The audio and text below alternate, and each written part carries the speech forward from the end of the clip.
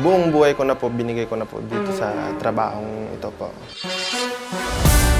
Ako po si Marvin Diso. Ako naman po si Franklin De Vera. Kami po ang Team Blades.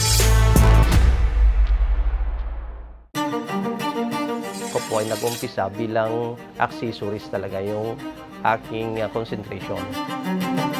Kinuntak po ako para makipag-participate nga ako sa binubuo ni Ma'am Arlene na Abound Team patungkol nga po sa mga taga-Panday.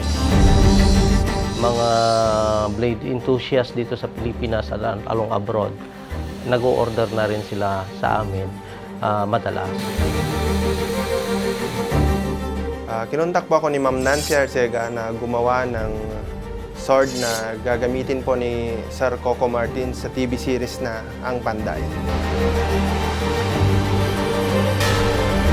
Isa pa po naming project ay kay Juan de la Cruz na pinagbibidahan ni Coco Martin. Kami naman, through generation, nag-evolve, nireplikas namin yung mga ginagawa through Hollywood. First step po sa paggawa ng blade is yung forging po o yung pagpapanday. Pag-korte o pagpulma. And then sa heat treatment, pag susubo.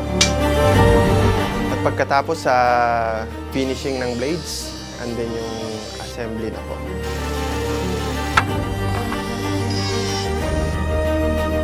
Hindi ko po siya competitor eh. Kaya yung blending namin, yung merging, hindi kami nahirapan. Simple lang po yung pangarap ko.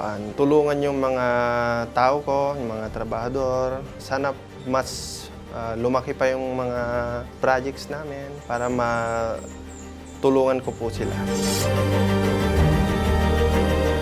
Ang blades ay Mahusay, moderno, malikhain.